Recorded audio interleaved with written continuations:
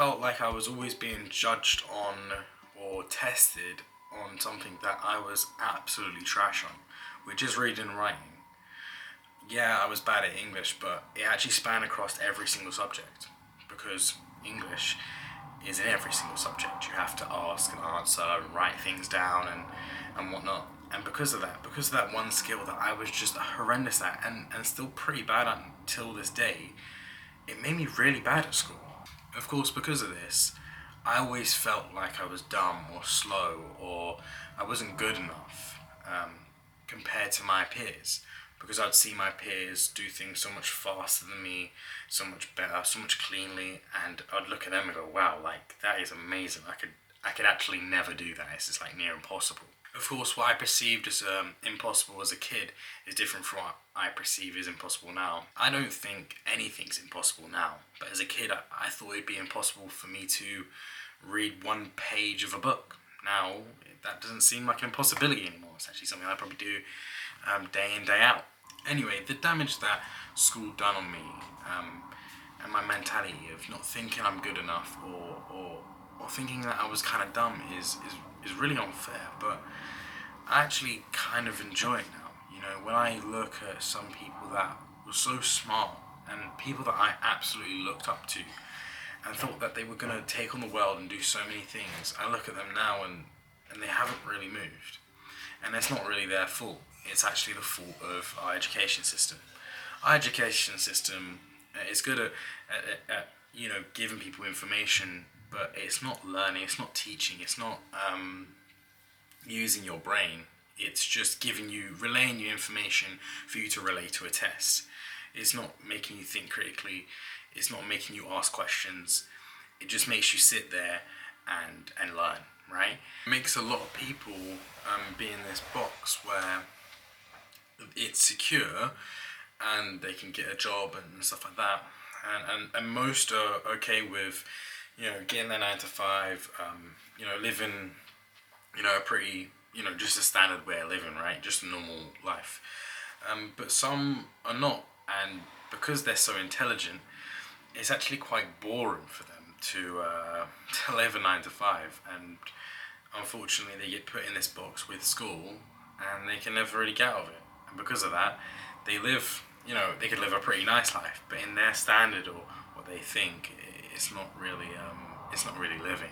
I never revised ever. I never did one piece of homework.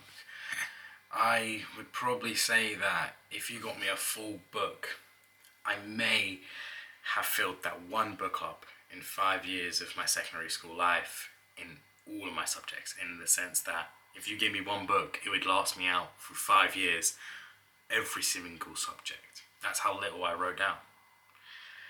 And again, I thought that I was dumb. I didn't think that my intellect would hold up compared to someone else that would write all this stuff down and get it into their head.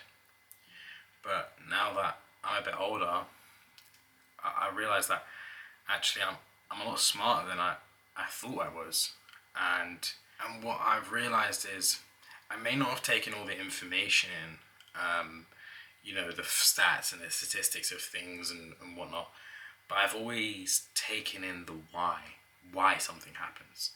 And normally, if I just think for a second of why something happens or a common occurrence of something, I can normally just work out from my own brain. If I see something that confuses me, or if I see something that I don't understand, it's very easy for me to just think through a second and then understand it. And if not, find a way that I can remember how to understand it, if that makes sense. And I think that's something I've gathered through not going to school. I didn't spend a lot of years in education, and when a problem would arise or something would be in front of me, there was no one there to ask. There was no one there to tell me the information. I just kind of had to work it out myself. And although that's not always the best case, I think that if you could have a mentor, that'd be great. But working out yourself is really good, and it gets that part of your brain working where you're problem solving. And it's done wonders for me throughout my whole life. every time I've come into something I don't understand, or again, it's like a problem or something that I can't get my head around, I'm very good at just understanding it, trying to put logic to the situation. I find a lot of people that I consider very, very smart are very smart. They understand a lot and they have a lot of knowledge in their head, but you put them on their own to think critically, and that's where they crumble. But on the other hand, if you put me in a setting where I needed to spit facts and information out, I couldn't do it. It's just not possible. And I think this is another thing that school does that is very, very bad. They put you in a test by yourself and they tell you if you fail, you fail, right? But that does not really work. Like, life doesn't really work out like that, because when you go into the workplace, the best thing to do is work as a team, right? You're all doing something. There's 50 of you. You're all doing something. If you all fail, you all fail, and it's a team effort. School never really emphasizes that. It just emphasizes that. It just tells you that you're here by yourself on your own. That's not really the case, right? We all think and do things differently. We all learn differently. We all have specialities. We remember things in better ways than others, and we're good at different things. So why would we work separately when we never have? Never. Anything that's ever been built has ever been made by one person. So why do we act like in school we have to be by ourselves? We have to just rely on ourselves at all times, constantly. It doesn't really make no sense.